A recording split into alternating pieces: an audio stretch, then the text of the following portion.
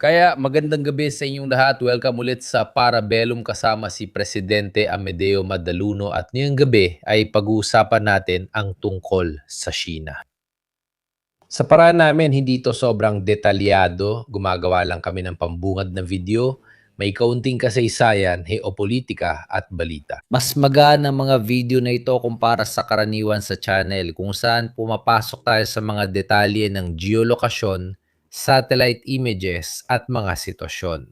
Ginawa ang mga video na ito bilang panimula sa mas malalim na pagtalakay. Kung wala kang alam tungkol sa Sina, wala kang alam tungkol sa Turkey, panoorin mo muna yon. Tapos kung gusto mo pa, pwede mong panoorin yung 2 oras at kalahating discussion na ginawa namin kasama si Professor Grassi kung gusto mo talagang makita ng mas detalyado ang mga bagay tungkol sa Turkey. Gaya na makikita mo sa pamagat na ikaw ang pumili, higanteng introvert. At sa totoo lang, kung titingnan natin ang sitwasyon sa Ukraine at pati na rin sa Iran, hindi naman naging masyadong tahasan o sumugal ang China. Sabi nila, padadalhan natin sila ng gamit tulad ng ginawa ng mga Ruso sa Venezuela. Baka mapahiya pa sila. Kumilos sila ng napakapasibo kumpara sa inaasahan ng isang tao. Kung titingnan mo sa pananaw ng mga kanluranin, mula sa bansang may ganoong kapangyarihan at kakayahan. Pero kung ganon, mahal kong Mirko, laging sulit ilagay ang panimula. Ito ay mga panimulang episode kung saan inilalarawan natin ang mga paksa. Karaniwan, laging may mga komento mula sa mga nagagalit. At sinasabi ko, hindi nyo naman napag-usapan ito, hindi nyo rin napag-usapan yung isa pa. Hindi namin sinasabing kaya naming ilagay lahat ng kaalaman ng tao sa loob ng 2 oras sa YouTube ng live. Ang layunin namin ay bigyan kayo ng susi sa pag-unawa, kasangkapan sa pagbabasa at pampasigla para sa mas malalim na pag-aaral. Ang panimulang punto natin syempre ay China. Isang higanteng introvert dahil ang tesis ng aking presentasyon ngayong gabi ay ang malalim na pagiging introvert ng isang bansa na may sukat na parang isang kontinente. Nakita natin ang mga individual na bansa sa gitnang silangan, nakita natin ang Maghreb, nakita natin ang Balkans, nakita natin ang Turkey, nakita natin at natalakay ang iba't ibang geographical na lugar, ang Indochina, ang India. Lilipat tayo sa serya ng ating mga country profile sa 3 malalaking kapangyarihan simula mismo sa China, kaya't mga malalaking kapangyarihan na may sukat na parang kontinente. Ang China ay hindi masyadong palabas o bukas sa pakikisalamuha sa pandaigdigang antas. Ito ay isang tahimik na bansa, pati na rin ang klima. Meron din silang ugali na tumigil. Ang Amerika, kung titingnan ang timog, ang krisis sa Gulpo, sa ating pananaw bilang mga taga-kanluran ay labis na tahimik kumpara sa laki nito. Bakit kaya ang isang bansang ganito kalaki, ganito kahalaga, ang namungunang ekonomiya sa mundo base sa ilang mga indikasyon syempre ay hindi maingay? Sa madaling salita, bakit hindi sila tulad ng mga Amerikano at Ruso? Ibig sabihin, hindi sila basta-basta bumubumba ng kahit anong bansa, hindi pa sila bumubumba ng kahit sino. Makikita natin na nagkaroon din sila ng sarili nilang maliliit na digmaan, sana wag na nilang ulitin. Pero susubukan nating intindihin kung bakit tahimik ang lahat. Dito makikita ninyo, ayan, ganito iniisip ng mga taga-kanluran ng China, hindi ba? May malaking tension, malaking takot dahil sa malaking kakayahan ng China na pasukin ang merkado ng Afrika. Dito, meron tayong mapa mula sa ISPI ilang taon na ang nakalipas. Ayan, ang tanga ko at naputol ko yung mga petsa. Kung anong itsura ng Afrika mga 20 hanggang 30 taon nang nakalipas, tanging Sudan lang noon, magkasama pa ang Sudan at South Sudan. Nakikipagkalakalan ito, pangunahing kasosyo ang China. Ngayon, halos lahat ng bansa sa Afrika ay may China bilang pangunahing kasosyo sa kalakalan. May tatanong sana ako sa iyo tungkol dito. Ang Unyong Sobyet ay lalo ring napabilis sa pagbagsak nito dahil isinama nila ang maraming bansang may kakulangan sa Afrika para lang magkaroon ng mas maraming boto at mas maging mahalaga, di ba? Pumasok ang China sa ganitong paraan gamit ang soft power. Pero ginagawa nila ito sa ibang paraan. Ibig sabihin, habang halos sinusuportahan ng mga Ruso ang mga bansang ito, kaya naging pabigat na lang sila. Lalo na noong panahon ng pagbabago ng halaga ng produksyon ng pagkain. Ang China naman, sinusubukan nilang umusad. Dinadala nila ang mga manggagawa at direktang kumukuha. Kaya masasabi nating direkta nila itong nakukuha mula sa ugnayan. Hindi sila nagbibigay ng direktang subsidyo ng walang kapalit. Oh, tama ka dyan. Ang paraan ng mga Chino ay isang komersyal na paraan, isang paraan ng pagpasok sa ekonomiya at tandaan mo, babalikan natin ito, hindi ito tulad ng paraan ng mga Soviet na may kasamang ideological na pagpasok. Babalikan natin yan pero tandaan nyo muna ito at itabi nyo.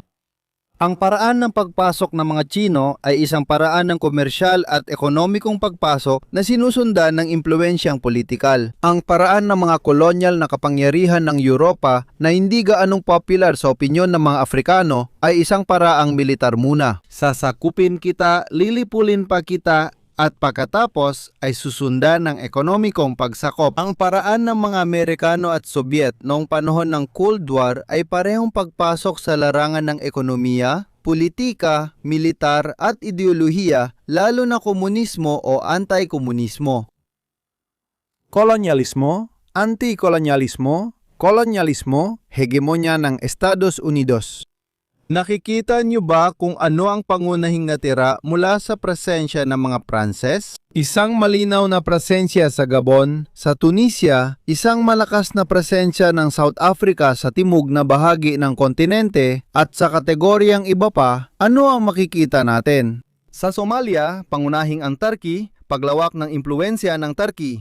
Pagkatapos ang China, sa mga bansang pinapasok ng China, na yon ay ang pangunahing kapangyarihan, ang pangunahing kasosyo sa kalakalan ng Europa, hindi na ang Pransya, kundi, pakinggan ninyo, ito ay ang ating Italia. I-zoom mo pa yung mapa sa kaliwa. Tulad ng nakikita natin, pati sa mga Europeo, ang China na may lahat ng rehiyon, ito yon. Tingnan natin kung paano sa debat, sa pag-uusap, sa palitan ng opinyon sa pagitan ng China at ng mga kapitbahay nito. Maraming salamat Antonio, napakabait ng globo mo. Sobrang salamat. Makikita ninyo ang mga probinsya at mga gobernadorato kung saan nahahati ang Republikang Bayan ng China, pati na rin ang mga rehiyon at mga otonomong rehiyon. Lalo na yung mga rehiyong historical na tinitirhan ng mga etnikong minorya tulad sa Timog, ang Yunnan, Tibet, Xinjiang o Silangang Turkestan na tinitirhan ng malaking minoryang nagsasalita ng mga wikang Turkiko at Muslim at syempre ang Inner Mongolia. Isa pang rehiyon, ang Ningxia, ay tinitirhan ng mga Hui na mga Han na Chino, ngunit Muslim ang relihiyon. Siyempre, autonomiya. Tulad din sa Russia na may mga autonomous oblast o kumbaga autonomous kaibigan 2 beses, pero sa totoo lang, walang tunay na autonomiya. Tingnan natin ang mga pinantatalo ng reyon sa hangganan kasama si El. Ang India na nakipagdigma sa China, kung hindi ako nagkakamali, ng 2 o 3 digmaan sa hangganan.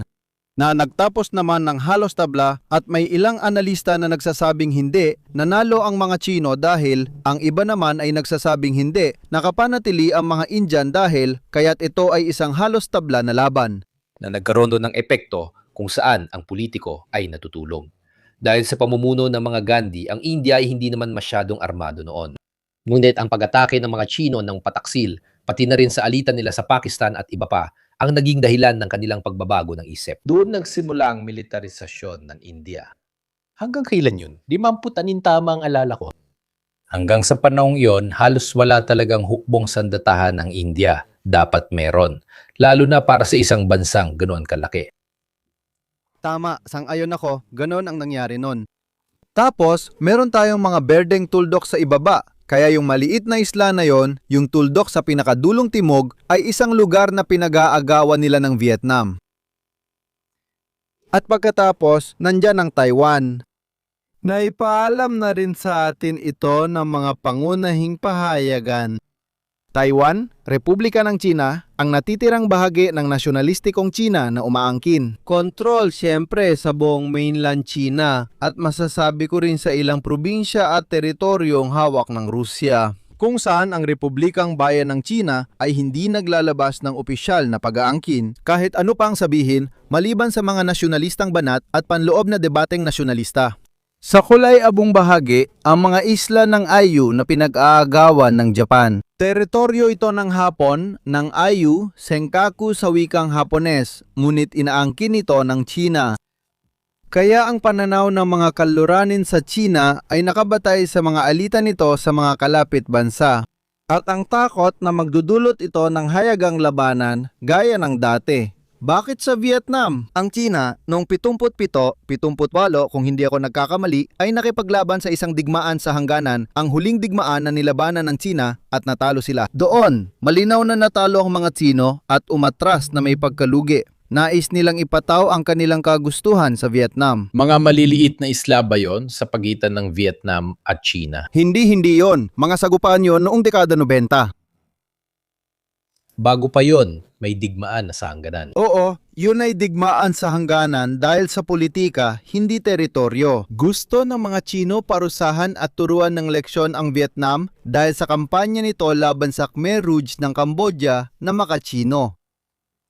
Kaya, kung titingnan natin ang mga huling digmaan na nilabanan ng China mula 49 hanggang ngayon, mula nang maitatagang Republikang Bayan ng China, mayroon tayong digmaan sa Korea. Tabla, mga digmaan laban sa India, 2 o 3, hindi ko matandaan, tabla rin. At ang digmaan laban sa Vietnam. Kaya puro tabla at isang pagkatalo. At mayroon tayong ang halos panalo sa mga digmaang nilabanan naman sa dagat simula noong dekada 90.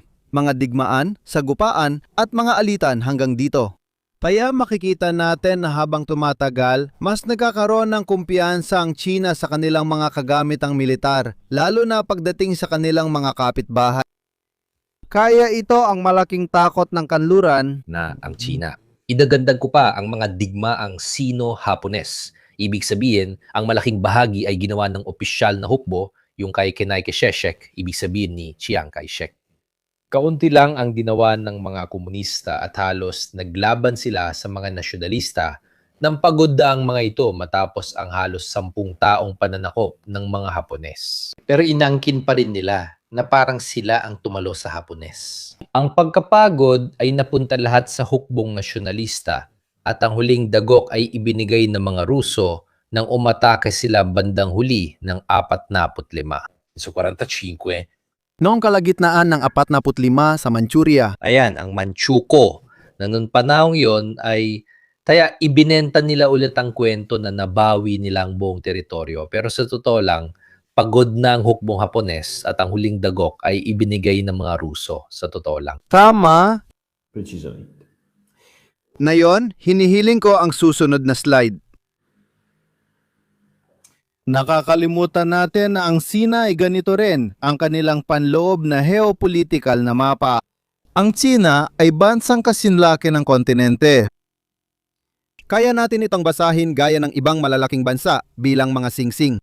Ang makasaysayang nukleo ng sibilisasyong Chino na hindi isang sibilisasyong pandagat kundi isang sibilisasyong hidroliko, ibig sabihin isa sa mga dakilang sibilisasyong ipinanganak sa mga ilog tulad ng Mesopotamian at Egyptiano ay nasa pagitan ng Yellow River at Yangtze River na makikita ninyong naka-highlight dito. Ang matabang lupa, ang pagtatanim ng palay sa Timog China, ng trigo sa Hilagang China, kaya't isang sibilisasyong pangunahing hidroliko at autoritarian. Hindi ko na kailangang ulitin. Napag-usapan na natin ang teorya ni Wittvogel tungkol sa oriental na despotismo ng mga sibilisasyong hidroliko.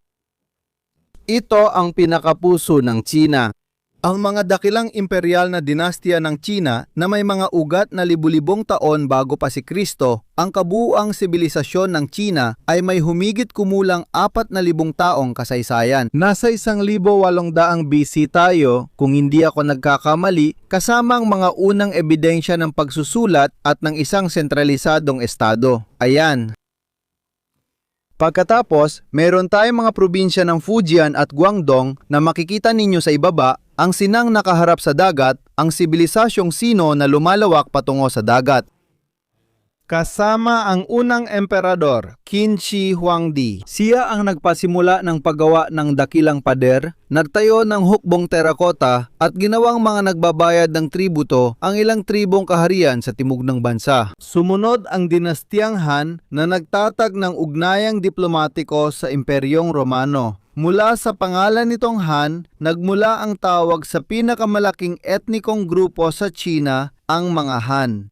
At pagkatapos ay sumunod pa ang mga dinastiya na palapit ng palapit sa dagat, ang dinastiyang Tang, ang panahon ng pinakamarilag na kasikatan ng Imperyong Chino na nagkaroon din ng sariling hukbong dagat na ginamit nila sa pakikipaglaban sa Korea.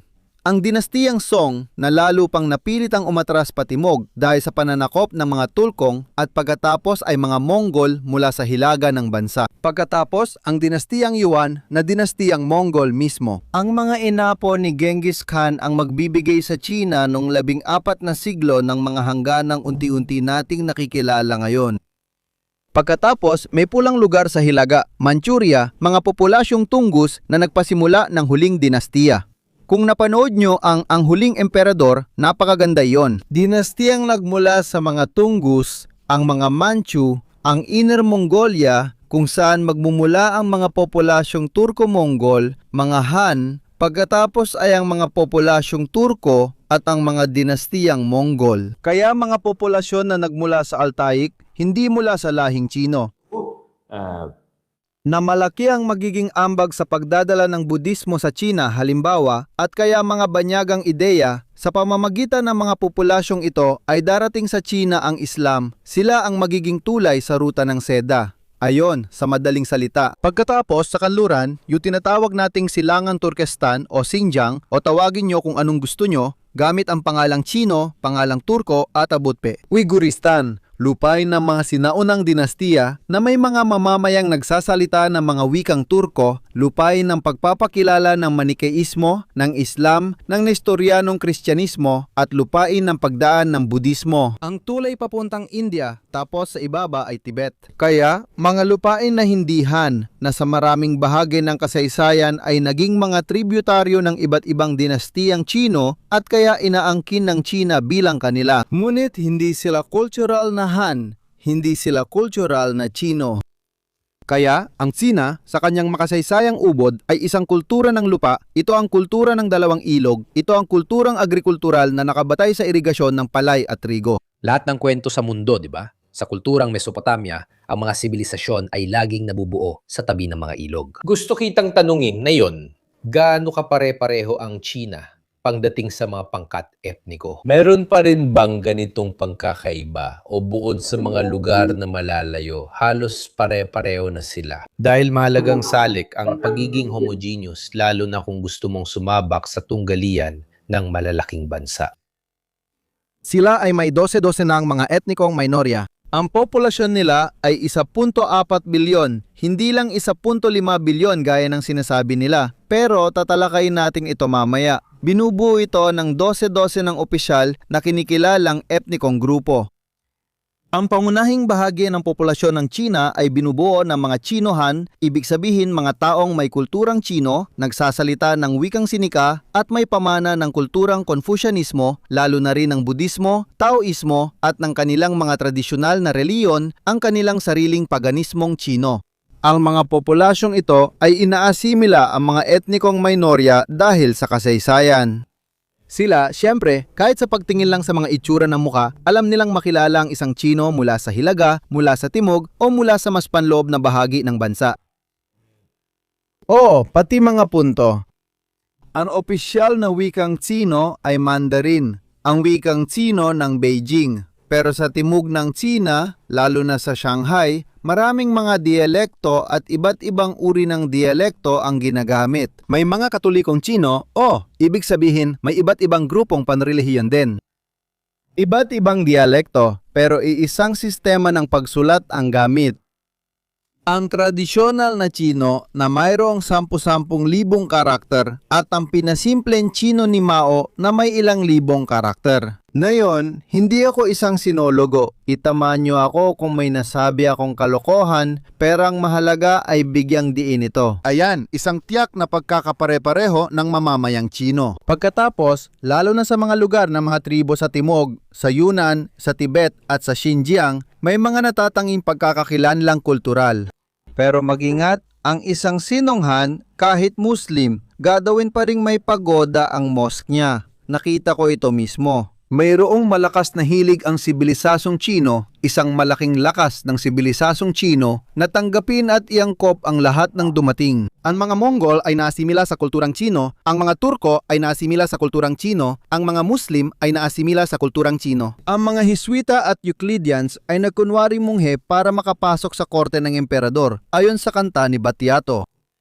Naintindihan nila na kung gusto nilang dalhin ang Kristyanismo sa China, kailangan nilang magbihis bilang mga paring Budista. Gamitin ang mga kultura na sanggunian ng Confucianismo sa pagsasalin ng mga tekstong Kristiyano at ilarawan si Birheng Maria bilang si Diyosa Huangyin na siya namang Diyosa ng habag sa Budismo, halimbawa. Ang China ay kilala sa paghahalo ng kultura. Pamunahin dito ang Confucianismo bilang pilosopiya ng buhay. Naroon din ang mga Diyos ng paganismong Tsino at ng relihiyong Taoismo na isa pang relihiyon. Interesante rin na ang Budismo at Shintoismo ay nagkaroon ng napakalakas na impluensya sa Hapon. Ang Sintoismo ay katutubo sa Hapon. Ang Sintoismo Na may maraming pangkakatulad kung titingnan mo sa mga sinaunang, sabihin na nating, kinuha rin nila ang ilang bagay mula sa Budismong Tsino. Halimbawa, Dragon Ball, ang kwento ng Diyos na si Shimya at ang nobelang paglalakbay sa kanluran na talagang Tsino. Maraming hiniram ang kulturang Hapones at Koreano mula sa Tsina. Katulad ng kanlurang kultura na humira mula sa Griego at Latin, may batayang kultura rin. Ang Sintoismo ay Hapones, Hapones, Hapones.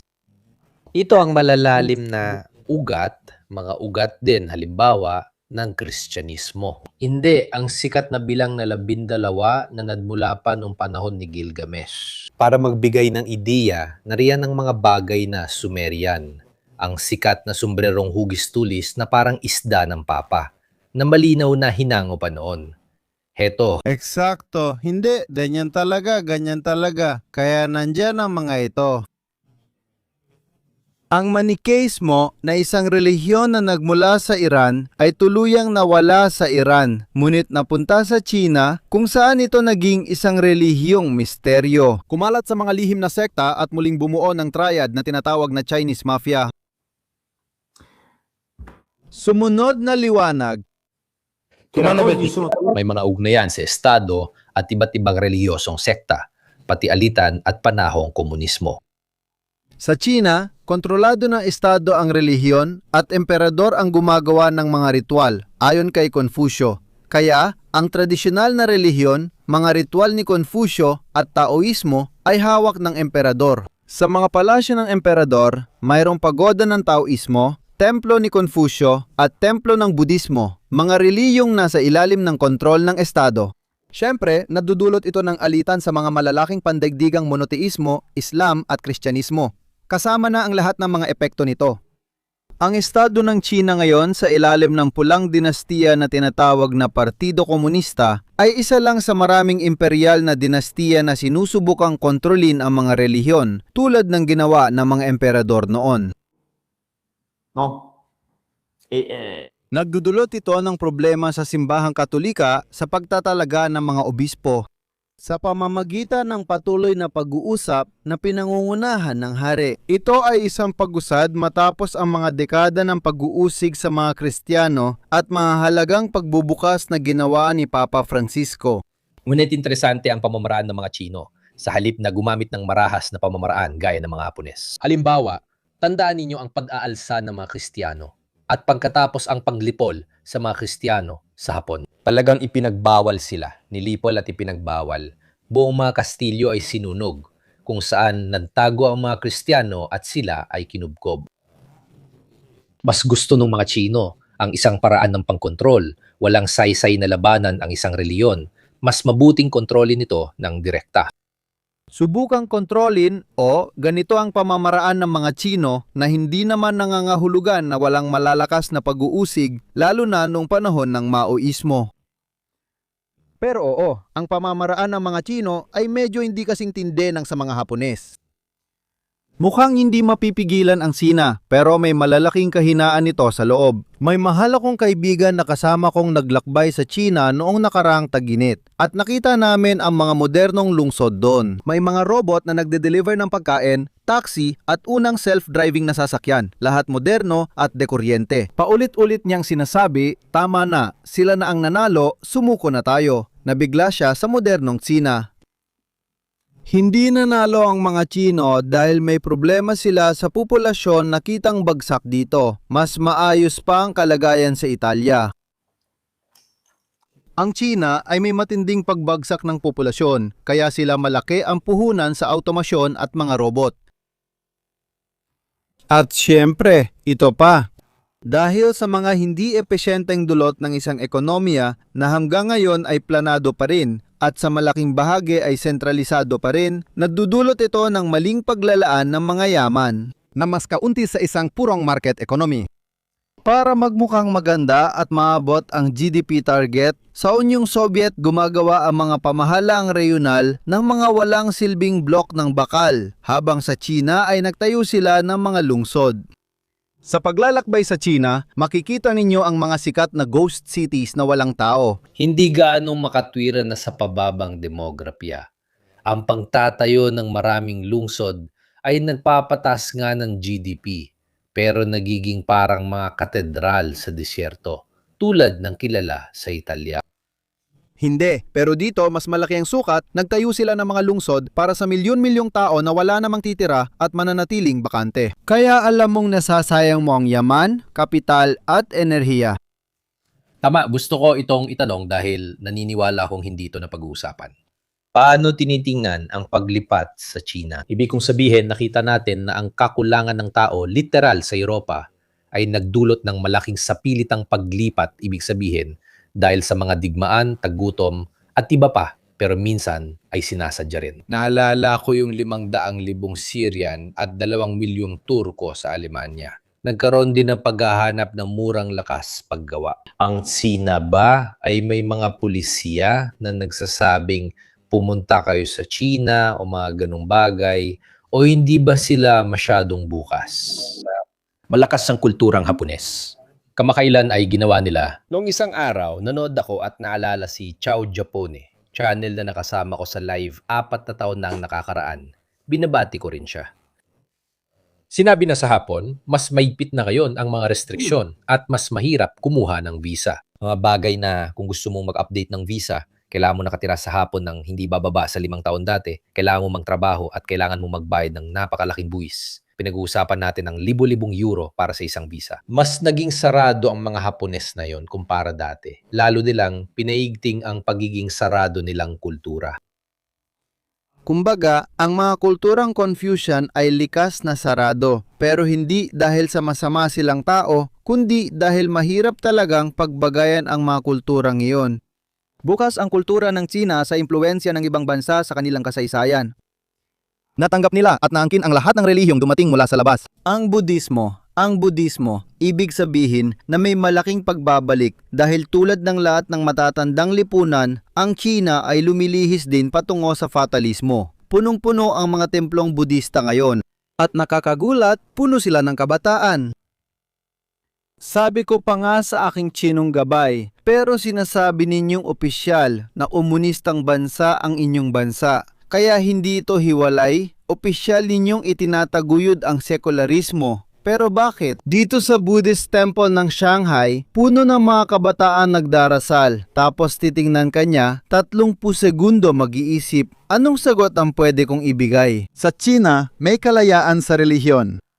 Ang estado ay nagtataguyod ng sekularismo. Oo, alam ko, yan ang laging sinasabi. Bakit dito sa Buddhist na templo, puro kabataang tao ang narito?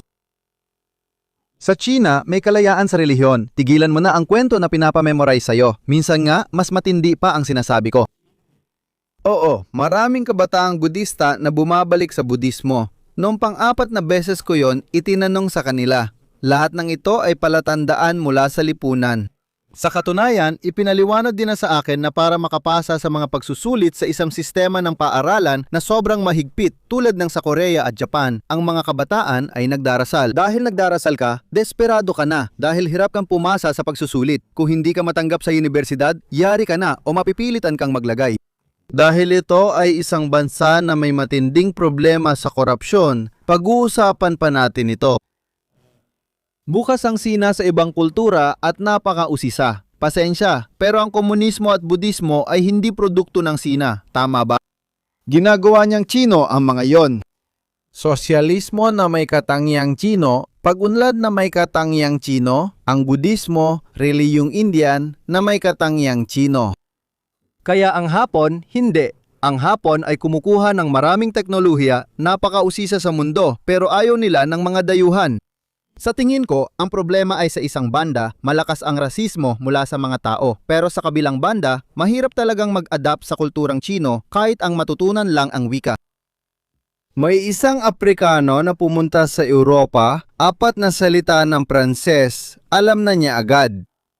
Ang relasyon sa Europeo ay naimpluwensyahan na ng kolonyalismo, ng media, ng relihiyon, siguro Kristiyano, di ba? Kongolese at Katoliko, ibig kong sabihin, at nagsasalita ng Pranses.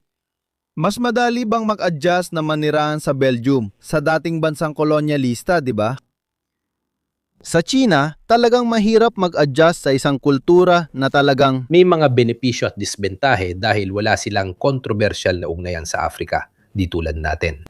Siguradong nagsisimula ka sa isang tabula rasa na mas hindi komplikado pagdating sa relasyon. Pero maaaring may mga hadlang sa wika, mga limitasyon na ganito. At ng distansya. Halos lahat ng bansa sa Afrika ay nagsasalita ng Pranses. kaya may geographical na distansya rin.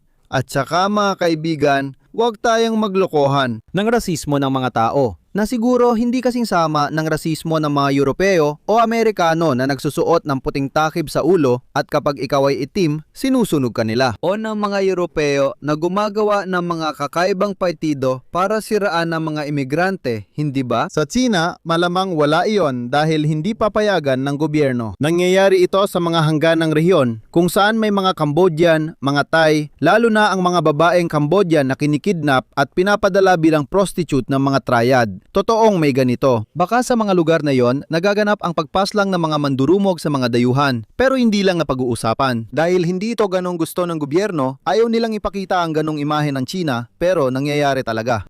Pero sasabihin ko sa inyo, pumunta ka sa China, ikaw ay Europeo, magugulat ang mga tao, magiging curious sila. Pero sa Shanghai, hindi masyado. Pero kung pupunta ka sa Chongqing sa loob ng bansa, gusto nilang magpa-picture kasama ka. Tinatawag nila tayong mahahabang ilong dahil mahaba raw ang ilong natin para sa kanila. Hinahawakan din nila ang balbas mo. Noon, mahaba ang balbas ko, kaya hinahawakan nila ang balbas ko. Hindi ito rasismo, kundi kakaiba lang para sa kanila ang makakita ng dayuhan. Pinagkakainteresan ka lang nila. Ganyan talaga, basta lalaki ka. Sinusubaybayan ko ang channel ni Il Mercato tungkol sa Amerikano sa Ingles. Nagsasalita ng perpektong insik, tuwang-tuwang umorder sa mga Chinese na kainan sa China gamit ang wikang insik. Namamamangha sila sa galing niya magsalita ng insik at tinitingnan siyang parang alien. Habang naglalakad kami ng kaibigan ko, pinapatigil kami ng mga tao. Gusto nilang hawakan ng balbas at magpa-picture, kaya para naging palabas kami, pero wala namang galit o poot. May dumaan na isang black na tao sa Shanghai dahil may pambansang koponan ng Amerika doon para sa sport at kompetisyong hindi ko alam. Parang may kakaiba, parang isang alien.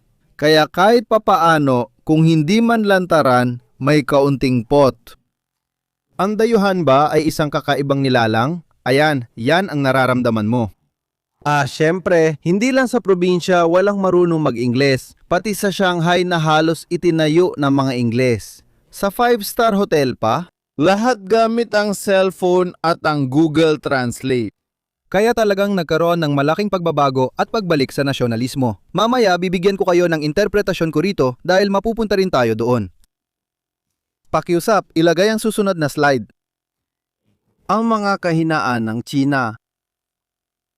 Mga Gino, Wala ba kayo napapansin na kakaiba sa mapang ito habang ikinokonekta ko ang kuryente ng computer? Tingnan niyo ito. Naintindihan ng Estados Unidos na kung gusto nilang tama ng China, kailangan nilang kontrolin ang daloy ng langis. Ang mga digmaan sa gitnang silangan mula sa pananalakay sa Iraq noong 2003 hanggang ngayon, pati sa Iran, Hormuz at Venezuela. Ibig sabihin, kung gusto mong saktan ng China pero kailangan mong tamaan doon, kontrolado pa rin ng Estados Unidos ang mga dagat at mga kipot. Ang China ay wala pang mga base sa iba't ibang panig ng mundo para magpalawak ng kapangyarihang militar. Ngayon, ikaw ang eksperto sa mga usaping militar, pero napaka nakakatulong ang mapang ito. 54? Sa palagay ko, gamitin mo ang kalamangan mo. Oo nga. 54% ng krudong inaangkat ng China ay galing sa gitnang silangan. Kayo na ang bahalang magbigay ng konklusyon. Kayo na ang magdesisyon. Nandun pa ang Rusya sa itaas, gets ko. Pero sa totoo lang, kaysa umasa sa mga Ruso para sa langis at gas, mas gusto ng mga Chino na mag-diversify. May kakaibang pananaw sila tungkol sa mga Ruso. May pananaw silang parang alamat. Yung gabay ko sa Beijing, yung gabay natin sa Beijing, sabi niya, oo, kakaibang kapitbahay yan. Tingin namin mga lasenggo sila na sumasakay sa oso at bahagi ng alamat. May tindahan ng mga produktong Ruso sa gitna ng Beijing na may tugtog na katyusha sa background. Nagbebenta sila ng vodka, nagbebenta ng tsokolate. Folklore, folklore. Pero sa antas ng pamahalaan. Tinanong ko ang aking gabay, kayo ba, sasakupin niyo ang Taiwan? Direkta akong nagtanong.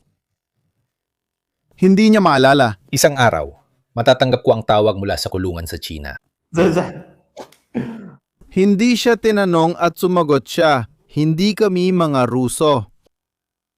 Hindi kami kasing tanga ng mga Ruso na sumasalakay ng ibang bansa. Sana tama siya. Babalik ang Taiwan sa inang bayan, pero sa mapayapang paraan. Iyan ang sinasabi ko sa inyo. Ngayon, susunod na malinaw na punto. Sasagot ba siya dito? Depende kung saan. Sa Prato, hindi. Sa Livorno, hindi rin. Lahat ng bar at lahat ng Chinese na kainan, hindi. Para sa akin, usapin ito ng nakasanayan. Sa Prato, walang napapansin na isang Chino, mga bata. Pero normal lang na ang tao. Kung pupunta ka sa isla ng Svalbard, malamang ikaw lang ang Chino roon sa isla ng Svalbard. May titingin-tingin sa paligid, di ba? Kaya lahat ay relatibo. Pero yun ay dahil wala talagang malaking access sa ganitong aspeto. Walang paraan para apitin ito. Tingnan mo ang Amerika. Sa Amerika, nandyan lahat. Kasi ibinase nila, kahit nun bago si Trump, masasabi nating isa itong napaka-cosmopolitan na bansa. Kaya palaging ibinase ng Amerika ang kanilang kasaganaan sa imigrasyon.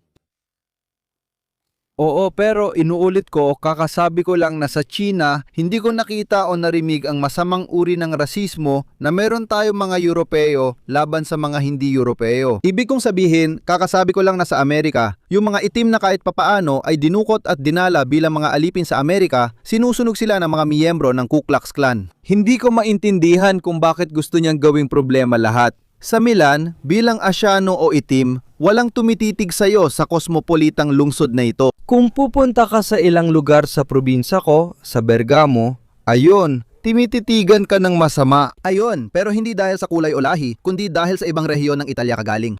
Kaya, tingnan natin ang konteksto. Ayun.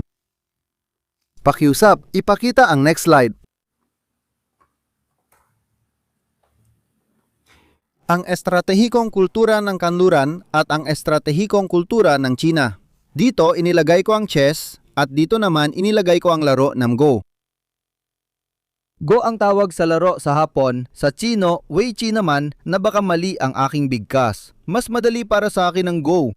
Maraming bagay na galing China ay dumadaan muna sa kulturang Hapones bago makarating sa atin. Ang bonsai ay nagmula sa China. Ang kaswotan at ang kimono ay nagmula rin sa China. Maraming bagay. May nagsasabi pa nga na ang sushi ay maaaring nagmula sa China. Dito, hindi ako sigurado. Pero dahil ang Sina ay naging sarado dahil sa komunismo sa loob ng mga dekada, habang ang Hapon naman ay nagbukas sa kanluran, sa kanluraning konsumerismo, maraming produktong kultural lang Sina ang dumaan muna sa Hapon bago makarating sa atin. Ngayon, kanluraning estratehikong kultura ang chess at ang laro ng Go. Ajedrez. Mga kalaban na nagtatagisan sa isang simetrikong paraan, tigi-isang galaw na malinaw at may patakaran upang sakupin ang gitna ng chessboard. Isa itong labanan. Ang kulturang estratehiko ng kanluran mula kay Thucydides, kay Machiavelli, sa mga manual ng digmaan ng Romano at Medieval, Montecuccoli hanggang kay Clausewitz. Ang kulturang estratehiko ng kanluran ay kulturang estratehiko tungkol sa labanan, sa sandaling puno ng kilos, sa piyamo. Nagpapatayan sila, hindi ba? Ang kulturang estratehiko ng China ay si Sun Tzu. Mas malawak ang ginagawa niya. Winawasak ang plano ng kalaban at nananalo sa digmaan ng hindi nakikipaglaban. Naintindihan nyo? Isa itong Copernicanong usapin. Isa itong Copernicanong pagkakaiba. May technical na pagkakaiba rin. Ang Go. Sa bilang ng mga kombinasyon, isang nakakabaliw na bagay ito. 3 na itinaas sa ika-361, isang kapangyarihan. At dito tayo papasok. Pati na rin ang wika. Madalas sinatanong kung bakit napakahusay ng mga Tsino sa matematika. Isipin mo para lang makabasa ng diary kailangan mo nang malaman ang 2,000 o 3,000 karakter.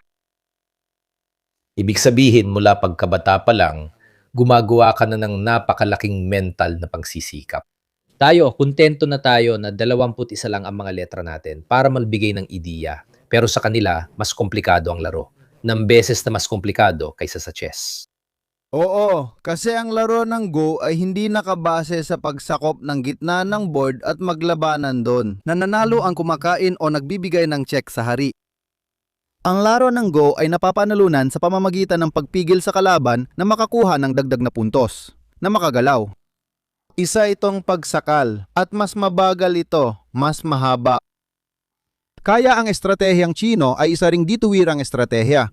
Ang impluwensya sa pamamagitan ng mga kulturang Chino sa ibayong dagat, ang paggamit ng intelihensya, ang paggamit ng mga triad na mafia ng Chino. Malaking pagbubukas ang ginawa ni Deng Xiaoping, ang mga makabayang triad, tama ba? Hindi ko sinagot si Danto kasi sabi niya, pag-usapan mo ang mga babae niya. Dapat ninyong matutunan paano gumagana ang istatistika.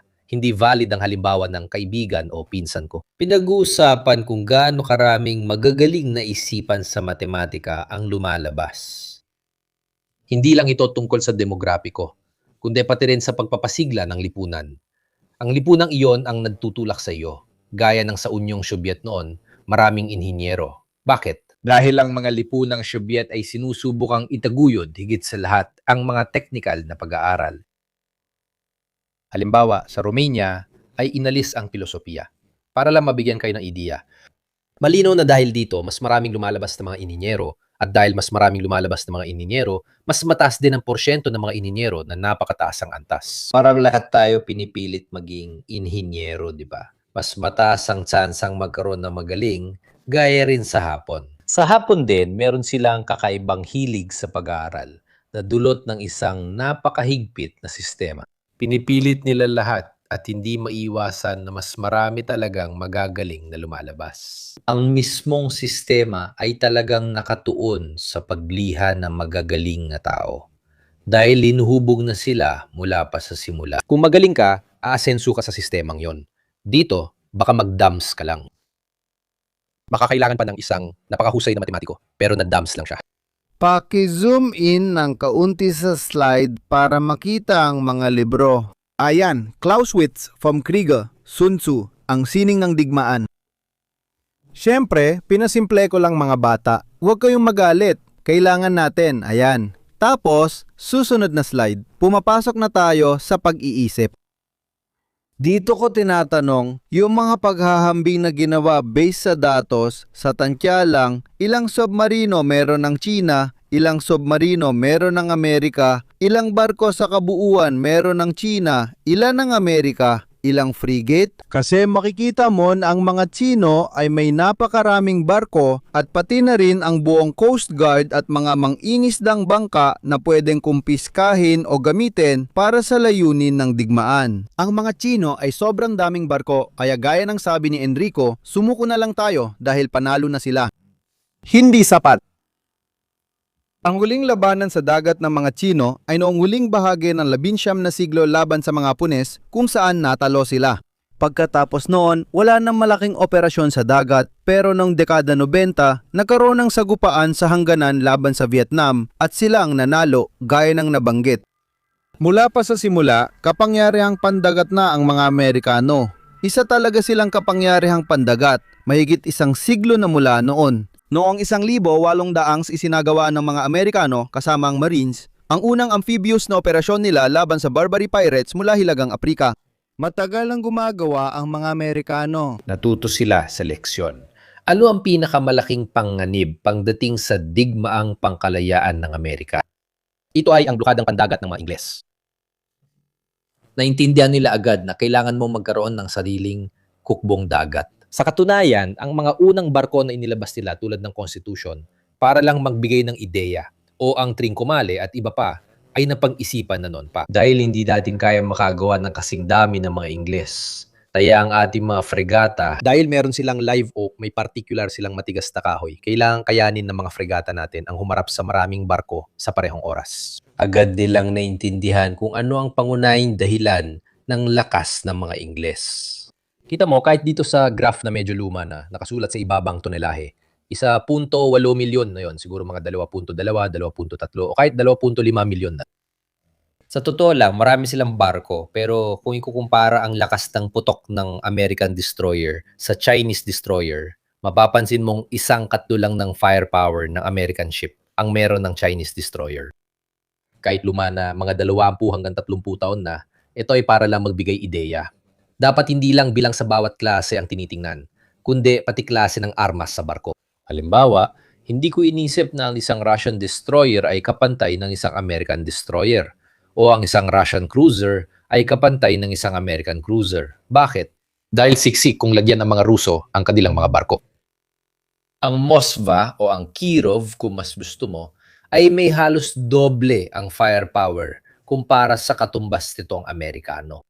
Dahil sa estratehiya ng mga Ruso na lulubugin din naman ang plota namin. Kaya sa labanan, pinapaputok namin ang lahat ng meron kami at sinusubukang mandulot ng pinakamalaking pinsala. Kung titingnan mo lang ang barko ng isang klase laban sa iba, hindi mo makikita ang buong kakayahan. At pinapasimpol ko pa ito, inaalis ko pa ang mga teknolohiya, komunikasyon, kung anong antas ng kakayahan nila sa pakikipag-ugnayan, koordinasyon at iba pa at iba pa. Ang karamihan ng meron pa rin ng mga Tsino kahit na umuunlad na sila pagdating sa sariling produksyon. At balikan ninyo ang live na ginawa namin kasama sina Lanzara at Busi. Sa parada ng China, pansinin ninyo, sa huling parada ng China, wala ng mga sasakyang galing Soviet. Lahat ay sariling gawa. Lahat ay gawa nila mismo. Samantalang sa Navy nila, marami pa rin mga sasakyang hango sa iba. Halimbawa, isa sa 3 aircraft carrier nila ay luma pa at ginawa pa sa Ukraine. Pero ano pa rin ang binibili ng mga Tsino sa mga Ruso?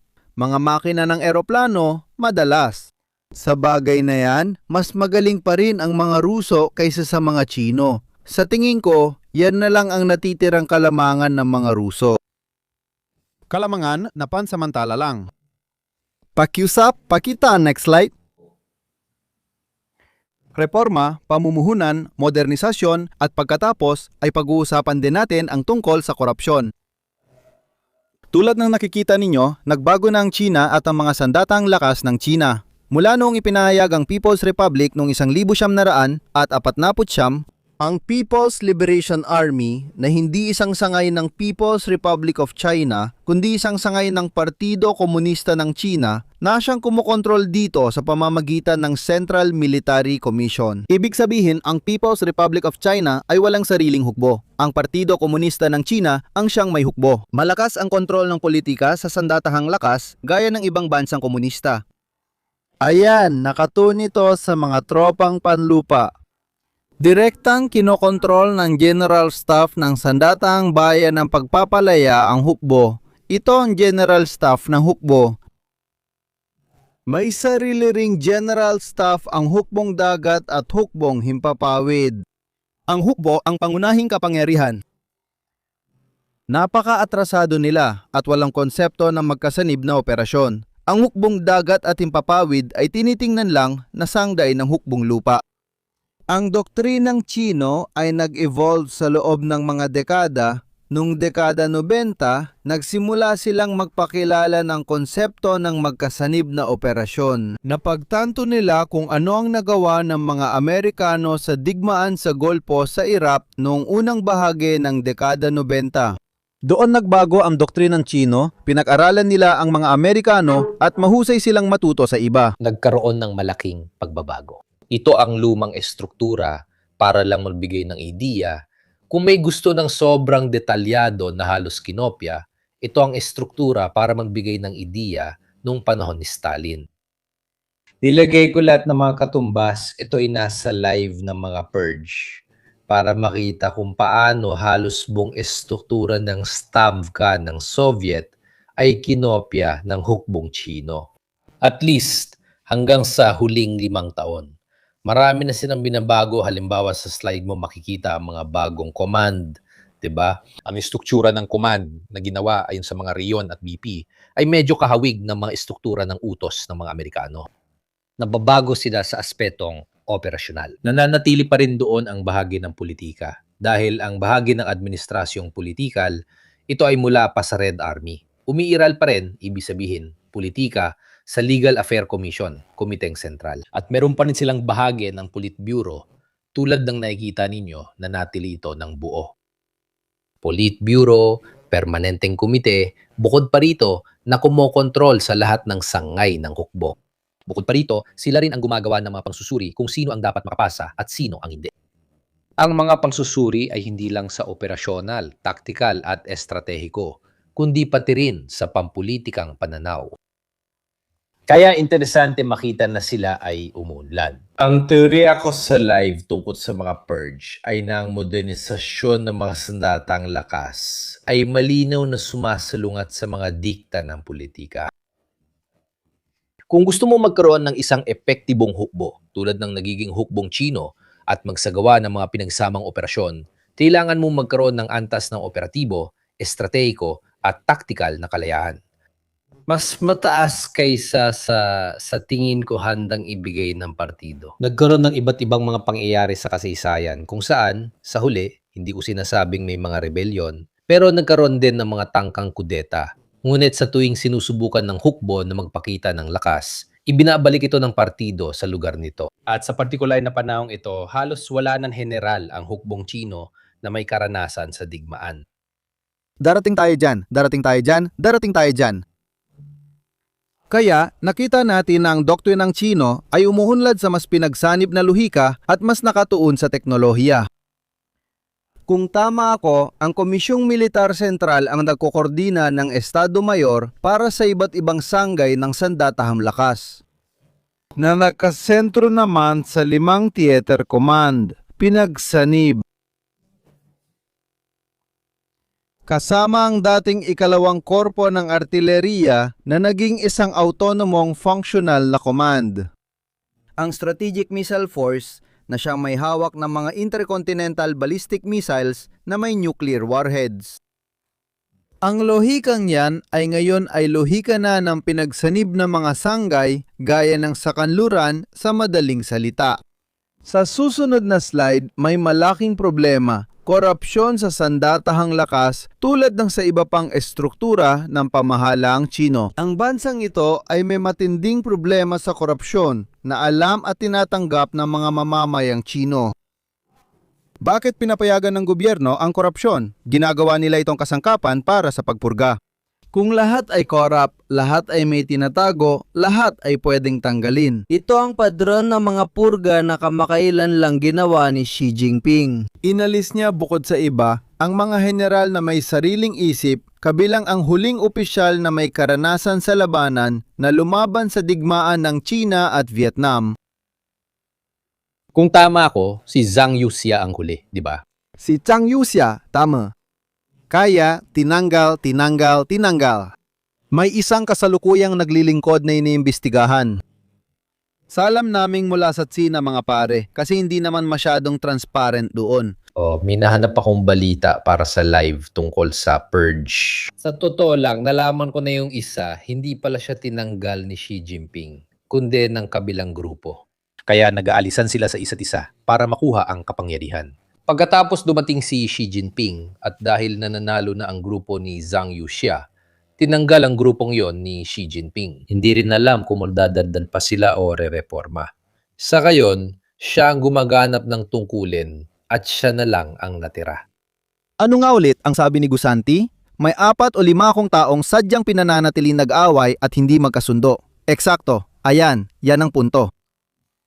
Kaya ngayon, kapag sinusuri natin ang sandatahang lakas ng China at ang kakayahan ng China na makipagdigma, pinag-uusapan natin ang isang bansa na may napakalaking kakayahan sa industriya na hindi na natin matutumbasan sa kanluran.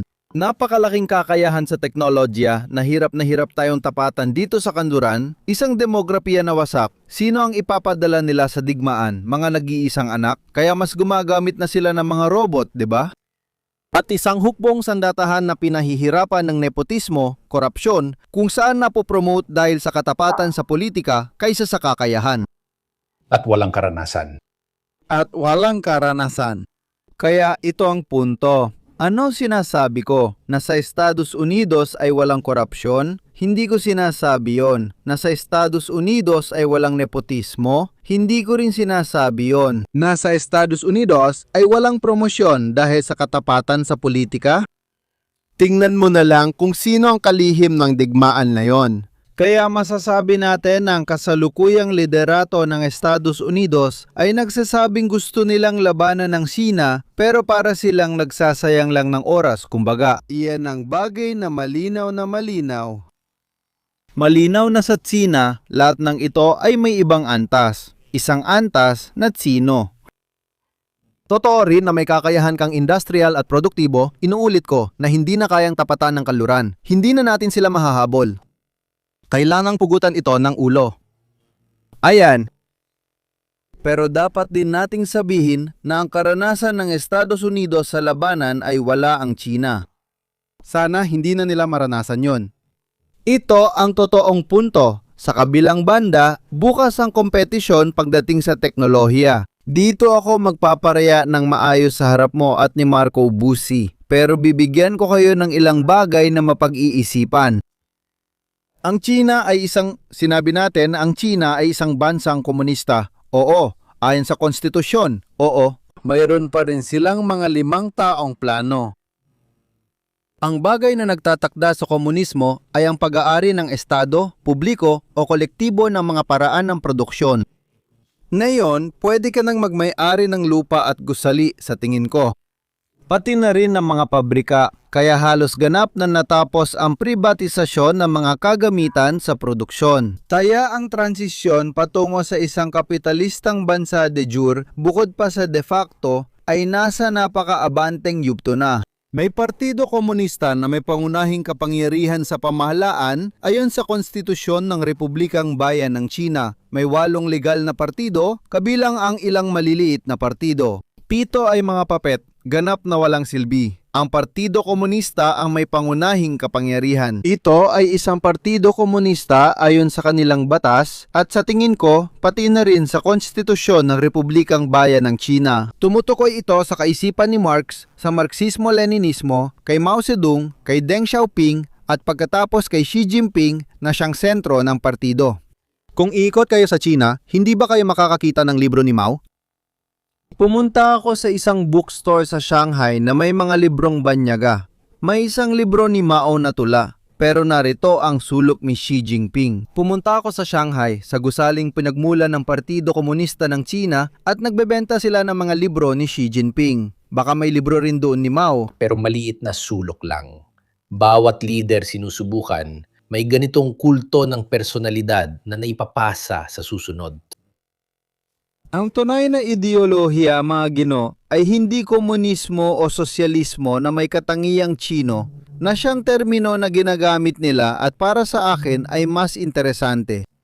Ang tunay na ideolohiya ay nasyonalismo na may katangiang Tsino na may matinding kontrol ng isang partido na siya ring bagong dinastiyang imperial. May nasyonalismo ring nakukunwaring kamalayan sa sinaunang panahon at pagiging nakahihigit ng kulturang Tsino. Bibigyan ko kayo ng ilang halimbawa ng mga ideologo. Wang Huning na siyang tunay na pangunahing intelektual na sandigan ni Xi Jinping at ng Partido Komunista ng China. Weiwei at Yang Suetong na silang tatlong pangunahing ideologo ng bagong nasyonalismong Tsino. Ang ilan, tulad ni Yang Suetong, ay mas nostalgic kay Mao, habang ang iba naman, tulad ni Wang Huning, ay may mas modernong pananaw, ngunit lahat sila ay mga teoristang nasyonalista. Anong natitira kay Mao? Ewan, ang larawan sa Red Square, hindi ka makakakita ng libro. Pero ang mismo Maoismo ng China, hindi tulad ng komunismo ng Soviet, ay hindi talaga naghangad na kumalat dito o magpondo ng mga grupong Maoista. May relasyon sila sa mga Khmer Rouge, may relasyon din sila sa ilang paksyon ng mga gerilya. Mga Aprikano, pero higit sa lahat ay mga partido sa ibang bansa na tumutukoy kay Mao ay nagpahayag na Maoista sila, tulad ng mga Naksalite sa India, mga Maoista sa Nepal, tulad ng Sendero Luminoso sa Peru. Kung tama ako, ang Sina ay hindi talaga sumusuporta sa kanila. Ginagawa lang nila ang gusto nila, di tulad ng Unyong Sobyet nagpopondo, sumusuporta at minsan ay sa paraang militar pa para sa maraming partido komunista sa mundo. Ano ang natira kay Mao sa China? Kaunting kulto ng personalidad, debosyon, santas ng partido, pero sa aktual na gawain, talagang napakakaunti. Mas nangingibabaw si Xi Jinping sa China ngayon kaysa kay Mao. Ayan, ito ang puntong mas konpusyano kaysa komunismo. Kaya si Incogni ang solusyon sa inyong mga problema at sa aking mga problema, kaya mga Gino, nagpapasalamat ako. Taos puso. Nakakatanggap ako ng mas maraming abala. Alam kong marami sa mga sumusunod sa akin ang gumagamit nito dahil nag-renew din si Incogni para sa mga susunod na buwan. Ayan na naman si Presidente Mortadella, magaling, Davide, agad niyang naintindihan ang sanggunian, Heto na tayo. Heto na, pasensya na sa abala. Lucido, sunod ay ang mga rekomendasyon sa pagbabasa. Ibig sabihin, lahat ng ikinuwento ko sa inyo ngayong gabi ay hindi mga pinagsasasabi ng isang baliw. Hindi dahil hindi ako baliw, kundi dahil hindi ito mga delusyon. Malawak ang bibliografiya, kaya naging panauhin dito si Nicola Cristadoro, isang intelligence expert at may akda ng librong ito tungkol sa estratehiyang direktang Tsino. Paano in-apply ang galaw ng dragon? Lubos ko kayong hinihikayat na basahin ito. Kaya hindi ito isang tekstong hindi mapag-aalinlanganan. Ayan, napaka-epektibo. Paano ang usaping militar? Si Simondo ba ang pangunahing eksperto sa estratehiyang Tsino sa Italia? Para sa Molino, inilabas kamakailan ang bakod na bakal na sinusuri ang mga doktrinang Tsino. Si Simone Dosi ay tuwing ika-23 taon ay nais ng aklat ng pagsusuri tungkol sa mga doktrinang Tsino. Binabasa niya ang mga dokumento, sumusubaybay sa mga Chinese site, kaya basahin ang mga libro niya. Dapat banggitin na hindi inilalatala ng mga Tsino ang kanilang doktrina. Sa katunayan, ipinaliwanag niya ito sa libro. Gaya ng mga Amerikano, sinusubukan din nilang makarating doon at nagsuspekula. Tingnan ninyo, multi-warfare ang ginagawa natin. Naglalabas sila ng mga paper o mga katulad yon dahil wala namang white paper. Ginagawa rin ito ng mga Ruso kasi ang mga Ruso ay sumulat din ng doktrinang dokumento kahit isa lang, lalo na tungkol sa Sinusulat ito ng mga Ruso. Mas generic ang mga yon. Pero halimbawa, kung titingnan natin ang mga naisulat ng dekada 90, napakaraming bagay ang talagang inilabas ng mga Amerikano. May malaking diskusyon tungkol sa multi-warfare, doktrina at adipapi. Ang mga Tsino, walang libro na nagsasabing ito ang gusto naming gawin. Kailangan mong kunin ang white paper na panapanahong inilalatala. Tungkol sa doktrina, ang pangunahing teksto sa militar ng mga Tsino ay mula sa defense para sa marunong mag-Ingles. China's military strategy 1949, kaya medyo luma na ito. Dahil aktibong depensa noon. Ang pinakaw ng doktrina, ang depensang pasibo. Sa ibig sabihin na kapag inatake mo kami, aatake kami pabalik. Na parang mga putakti, papasok ka, sasakupin mo kami, at aatake kami na parang mga putakti mula sa lahat ng panig. Pagkatapos na pangtanto nila. At dito, pumapasok ang kanluran, lalo na pagkatapos ng unang digmaan sa Gulpo. Kung hihintayin mong umatake ang kalaban, lalo na Amerikano, siguradong pababagsakin ka nila. Kaya hindi dapat gawin yon. Kaya bumabalik at binabago ang konsepto, aktibong depensa at pagpapalayo sa kalaban, na ginagawa rin ng lahat ng makapangyari ang bansa. Ang mga Ruso ay may pangkahilig sa mga buffer state. Ang mga Amerikano naman gusto nilang labanan ang digmaan kahit saan, basta hindi sa Amerika. Kung maaari ay sa baybayin ng Europa o Australia o sa Taiwan.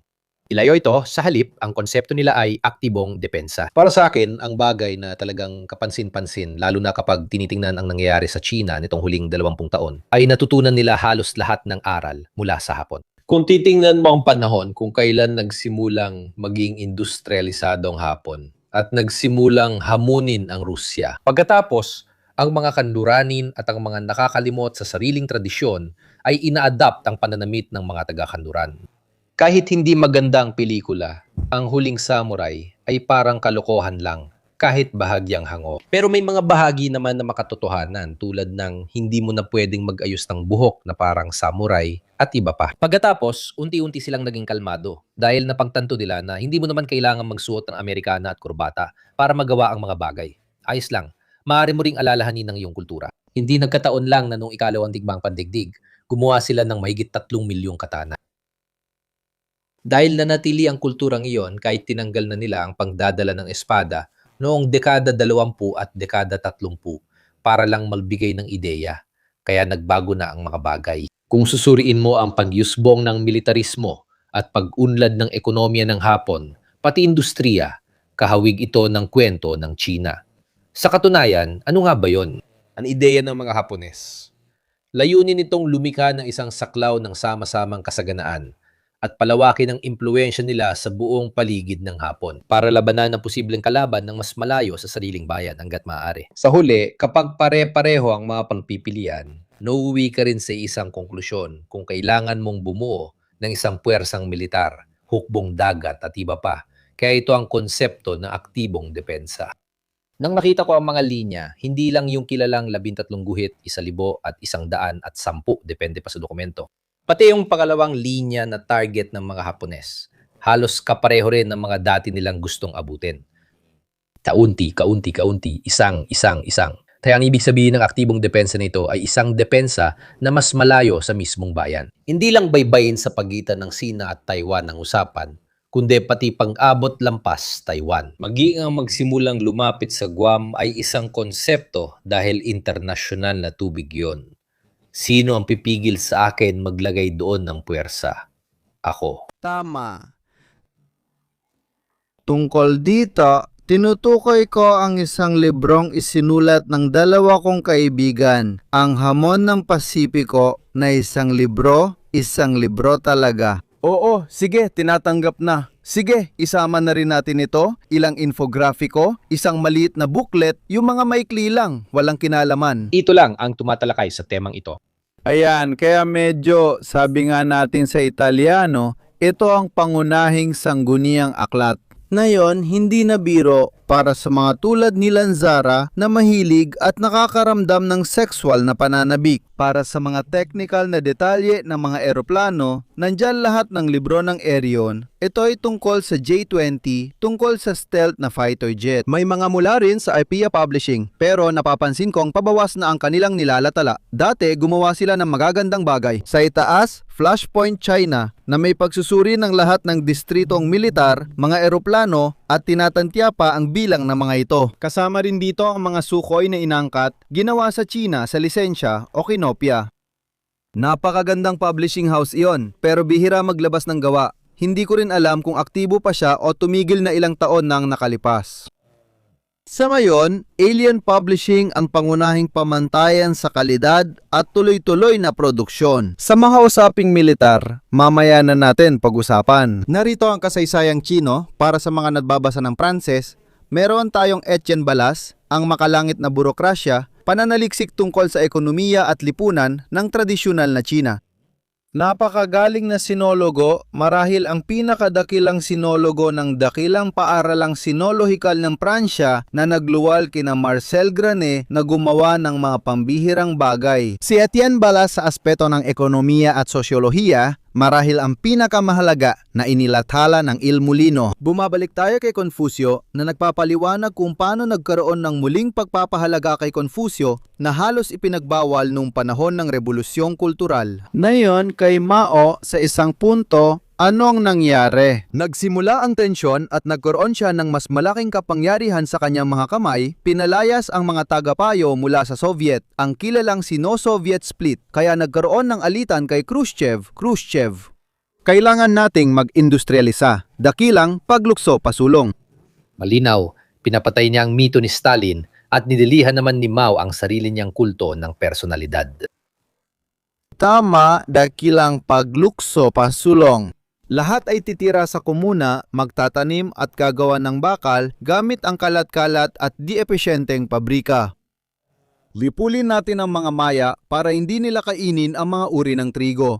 Ang naging resulta, hindi ko alam. Ang milyon-milyong namatay ay hindi na natin mabilang. Tinatayang 4,060 o. May isang bagay na nakakabaliw. Kaya ano ang ginawa ni Mao? Nakakapagtaka kasi pareho lang talaga ang mga pagkakamali na Unyong Soviet, ang industrialisasyon, ang kolektibisasyon ng mga lupa at iba pa.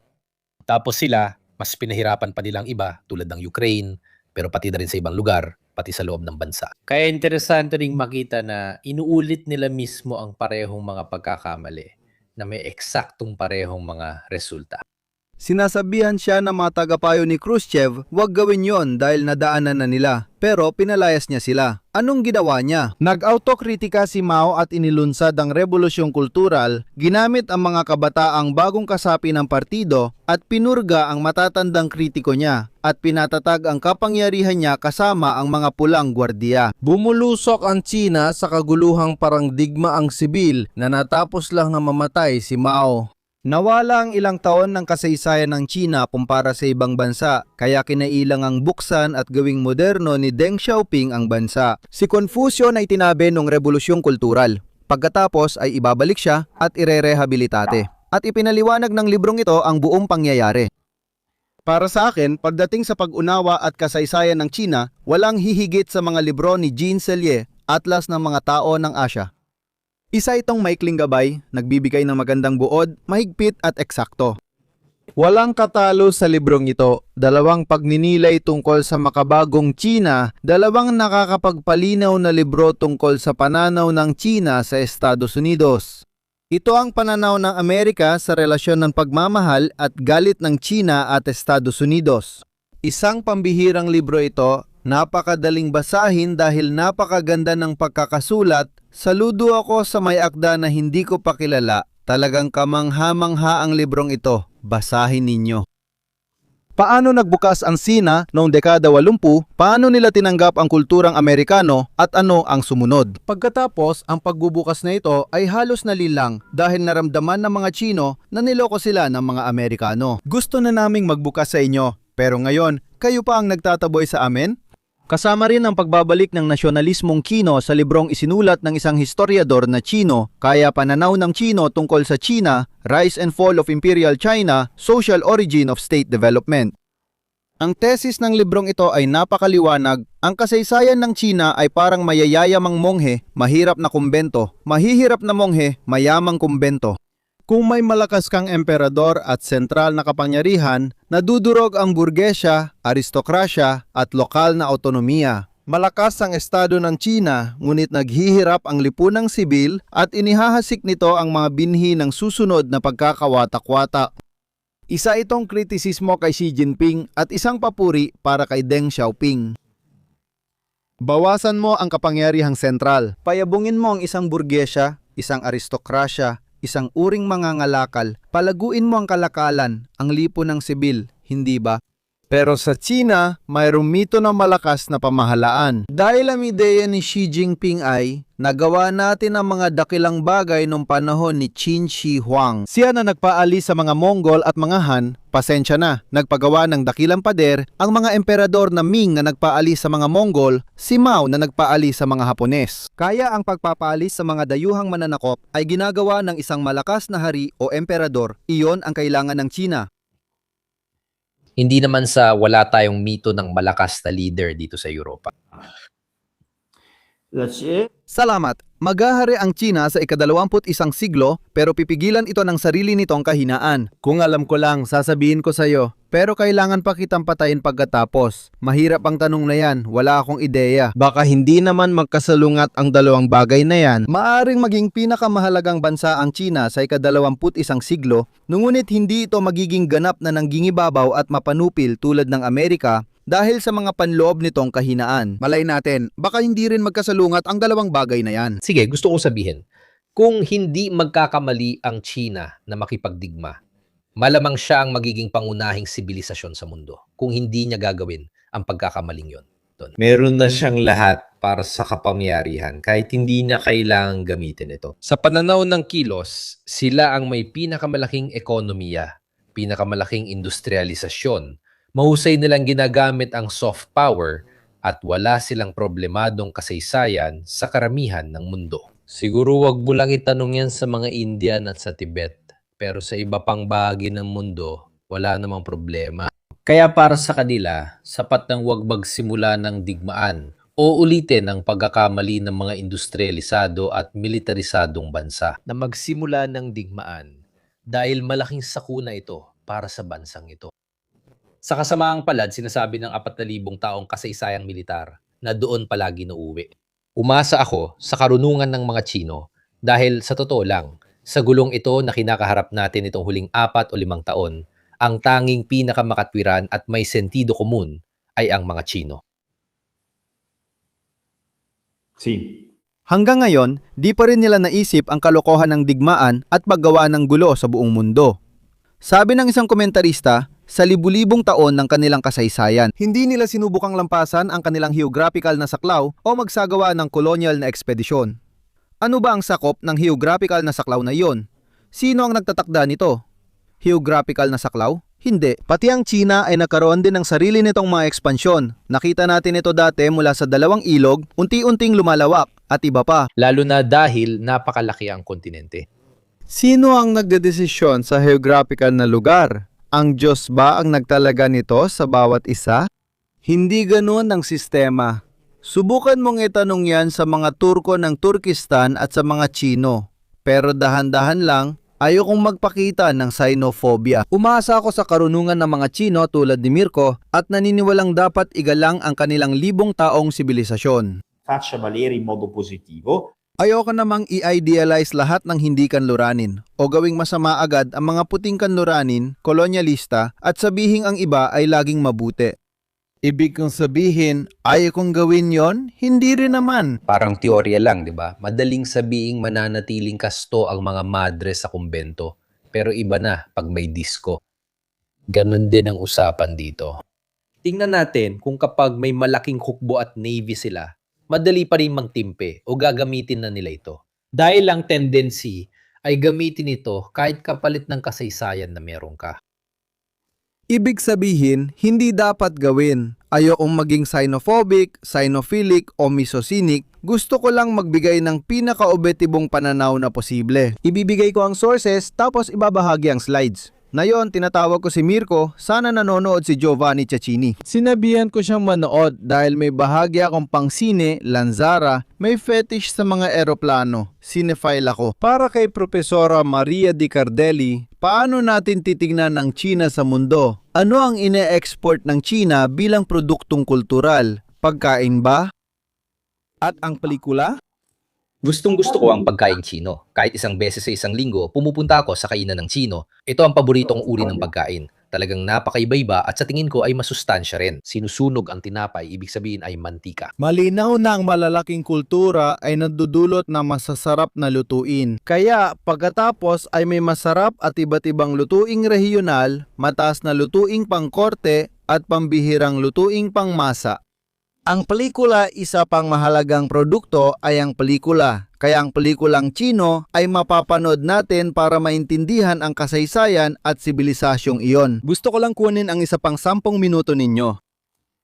Ang kalayaan sa pagpapahayag noong pinakamasasamang panahon ng Maoismo ay nasa Hong Kong, kung saan ipinanganak din ang sine ng aksyon. Dito, ibibigay ko sa inyo ang Hard-Boiled na isang klasiko pero mayroon ding mas personal na pelikula, mas introspektibo. Kung di nyo pa napapanood ang In the Mood for Love, kasama yan sa top 10 paborito kong pelikula. Ito ay isang pelikula na puno ng tamis, ng biyaya at ng introspeksyon. Ang sinematografiya, ang musika, ang pagganap, isang pelikulang napakasakit, puno ng taas at ng lirismo. Dapat ninyong mapanood ang In the Mood for Love, isang introspektibong pelikula na nagpapakita ng globalisadong Taiwan at mga negosyanteng naglalakbay sa mundo. Malinaw na kasunod ang Hard-Boiled Remula. Nabanggit ko ang Taiwan pero ang ibig kong sabihin ay Hong Kong. Pasensya na, Hong Kong, Hong Kong! Hong Kong tungkol sa hard-boiled. At ito ay sine ng aksyon, nakaaaliw na sine. Ito ay isang pelikula na agad na tumutugma sa panlasa ng mga manonood sa kanluran at Amerika. Kaya't mahalaga ring tingnan ang pag-export ng produktong kultural. Ang wika, pagkatapos, ay unti-unting nagsimulang mag-evolve pati na rin sa mainland China dahil sa pagbubukas noong dekada 80 at 70 mga bagong paraan ng pagpapahayag sa mainland. May pelikula tayong nagsisimulang manalo ng parangal sa Cannes, Palma d'Oro. Paalam, aking kongkubina ni Chen Kaige na ngayon ay gumagawa ng propaganda films pero dati ay gumagawa siya ng malalayang pelikula. Ang dekada 90 ay panahon ng mas malawak na kalayaan sa China. Pagkatapos, 4 na Oscar ang napanalunan ng Wuxia Pian, ang genre ng pantastikong pelikula o martial arts na may kasuotan tulad ng Tigre at Dragon. Fantastiko pero may historical na sanggunian. Dahil ito ay interesante. Ilan sa mga maestro na binanggit doon, tulad ng Espadang Verde at iba pa, ay talagang kumukuha mula sa mga alamat. Si Ang Lee ay isang mahusay na direktor ng 4 na pelikula. Gustong-gusto ko rin ang serye tulad ng Labanan ng 3 Kaharian. Maganda, maganda. Hindi tulad ng pelikulang Indian na talagang ayaw ko. Bollywood. Ang pelikulang Indian na Chino. Ang Indian, Sumikat talaga nang naglabas sila ng mga pelikula tungkol sa martial arts. mag-ingat. Mayroong mga dekalidad na pelikulang Indian at may mga matatalinong pelikula rin sa Bangladesh. Ang Lamento sa Landas ay isa sa mga pelikulang itinuturing na pinakamahalaga sa pandaigdigang pelikula. Heto ang isang conjet. Makakarating ako doon. Ang problema ay ang pelikulang Indian ay naglalabas. Salam Bombay, ginawa ng ina ni Mamdani, alkalde ng New York. Bukod dito, gumagawa siya ng maraming produksyon, hindi tulad ng popular na scene na ito na hindi talaga nakakaabot sa mga kulturang hindi Indian. Kung walang sanggunian sa mitolohiyang Hindu, mahihirapan ka sa mga sayaw na ito. Ang pelikulang Chino ay nakabuo ng sarili nitong mga natatanging estilo, ang pagbubukas noong dekada 90, ang karapatang pumuna, ang panlipunang kritisismo, ang mga bisikleta ng Beijing at ladri di bisiklet. Obra maestra ng Italian neorealism na tumutuligsa sa lipunang Italyano matapos ang ikalawang digmaang pandigdig. Dito, pinupuna ang lipunang Sino sa panahon ng pag-angat ng ekonomiya. Ang mga direktor na ito ay may lakas ng loob na punahin maging ang tagumpay ng China. Ngayon, hindi na ito may isip. Ang bisikleta ng Beijing at isa pang pelikula na talagang tumatagos sa akin, Ang Babae ng Ilog tungkol kay Joe River. Ang hirap hanapin ito, kinailangan ko pang manood ng restored na version sa sinehan sa Milan dahil hindi ko talaga mahanap kahit saan. Pero itong pelikula, dito rin, puno ng lirismo at may kakayahang magkwento tungkol sa sine nang walang labis-labis mula sa direktor. Ang sine ng Sina ay isang sine ng mga mahahalagang kuha, napakalinis, ito ay sine ng sinematografiya at ito ay isang sine na nagbibigay ng malaking espasyo para sa interpretasyon ng mga aktor. Namumukotangi ang estilo ng ilang direktor, tulad ng sa mga kolosal na pelikula gaya ng kay Zhang Yimou. Ngayon, tatalakayin natin ito.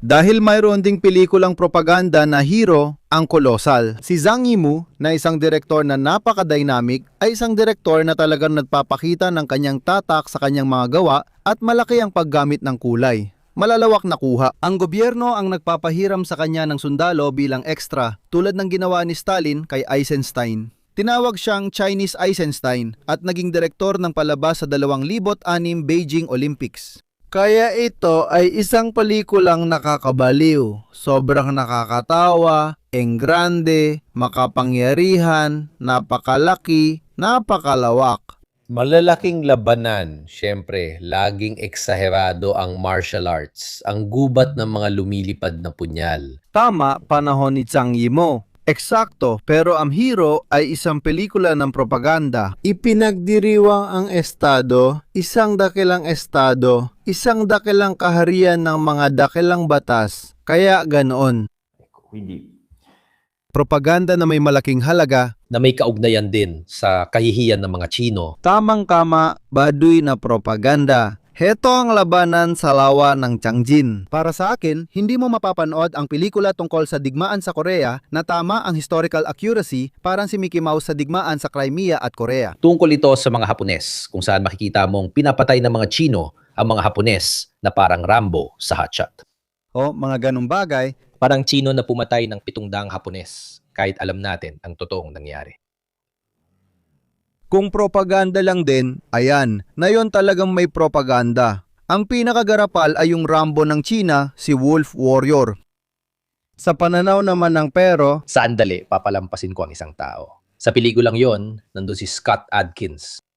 Oo, si Scott Adkins, mga pare, panoorin nyo ang mga pelikula niya kung mahilig kayo sa martial arts. Kasi hindi siya masyadong kilala pero halimaw siya pagdating sa martial arts. Si Scott Adkins. Walang masabi sa technical na aspeto ng Wolf Warrior. Walang masabi sa technical na aspeto ng labanan sa lawa ng Tianjin. Kita mo na may kagamitan, pera, pondo sila, at mahusay gumamit nito pati gumawa ng special effects. Maraming computer graphics sa Battle of Tianjin, pero ang Wolf Warrior walang kapintasan. Gaya rin ng isa pang pelikula tungkol sa piloto ng fighter jet. Na yon, hindi ko maalala ang pangalan. Parang bersyong Chino ng Top Gun. Ang ganda talaga. Walongdang bayani tungkol sa labanan sa Shanghai kontra Hapones. Sa technical na aspeto, wala akong masabi sa mga pelikulang ito. Ang problema ay bukod sa 800 bayani na yon, ay maganda rin naman sa sarili nito. Di naman masama, napanood ko na, pero dito, pareho lang sila ng Hapones. Panurin ninyo ang huling paglalakbay ng Yamato, isang pelikulang Hapones na puno ng retorika. Sobra. Puno ng retorika, sobrang romantiko. Ang paglalakbay na ito ay nantapos sa wala. Kamakailan pakiramdam ko bumababa ang kalidad ng mga Hapones. Nagsisimula silang gumawa ng mga pelikulang nostalgic na nagdiriwang ng mga bagay na gusto ko. Pangit ang kwento ng Yamato. Tinawag nila itong Hotel Yamato dahil halos wala itong ginawa. Napansin ko na 2 beses nang niremake ng mga Hapones ang mga pelikula tungkol sa Yamato. May isa pang lumabas ilang taon nang nakalipas. Ang mga tao ng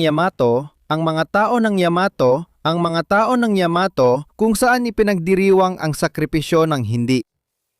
Kaya masyadong maraming retorika. Makikita mo ring bumaba ang antas ng panlasa, ibig sabihin di mo malaman kung gusto ng mga Chinese viewer na makabayang produkto. Hindi ko iniisip na kinakailangan ganoon. Sa tingin ko, ang gobyerno ang siyang nagpapalaganap nito sa kanila.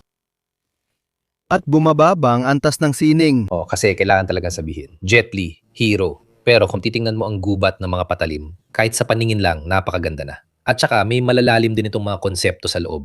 Napanood ko yon, bata pa ako nung napanood ko ang mga yan.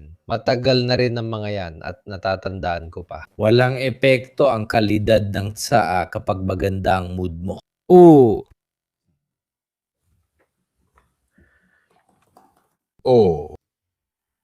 Kaya naniniwala ako na ang sinemang Chino ay bahagi rin ng isang dakilang kultura na lumilika ng mahusay na pagkain at mahusay na pelikula. Ipinapakita ng ebolusyon ng pelikulang Chino ang kasaysayan at kultura ng bansa sa mga nakaraang dekada. Ang mapanuring pelikula, isang introspektibong pelikula, isang dekalidad na pelikula, isang pelikula para sa pag-export, isang pelikula ng propaganda, higit para sa lokal na manonood. Ihambing natin sa pelikulang Indian ang mga produktong may mataas na kultura at matinding realismo. Para sa India, ibig kong sabihin ay ang buong subkontinente. Lamento sa Landas, isang Bengali na pelikula, Salam Bombay, at marami pang ibang produkto ng pelikulang Indian, isang intelektual na pelikula.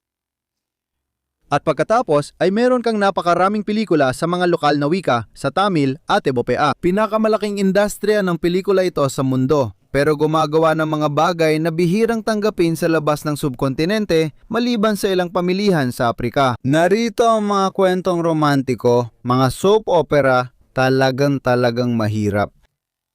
May maayos na pangkalahatang kalidad ang pelikulang Chino at may merkado rin ito para sa pag-export. Pero Anong magagawa mo? Malaki ang epekto ng politika at nasyonalistikong pagbabago nitong mga taon. Hindi naman ganito nung 2,000 sas hanggang 90 sas. At saka, panghuling espesyal na pagbanggit para sa gustong tumawa ng husto. Shaolin Soccer. Sige, isang kalokohan. Isang kalokohan, pero sumabak din sila sa komedyang pelikula na noon pa ay umiral na. Si Jackie Chan ay gumagawa ng sobrang nakakatawang pelikula, kaya napunta siya sa Hollywood. Pero ang mga una niyang pelikula ay lahat ginawa sa China. Lahat ng mga pelikula ni Bruce Lee at ang pagsisimula ng mga pelikula tungkol sa martial arts. Hong Kong. Ang pintuan ng China papunta sa kanluran at ng kanluran papunta sa China ay ang Hong Kong. Sa loob ng mga dekada, nagkaroon ito. Tingnan mo kung anong ipinaalala nila sa akin. Drunken Master. Hindi ko yan kilala. Panoorin mo. Nasa estilong lasing yun. Kamangha-mangha ang Drunken Master. Panurin mo dahil maganda talaga. Naalala ko ang The Great Wall kasama si Damon. Sa tingin ko ay kasuklam-suklam ito.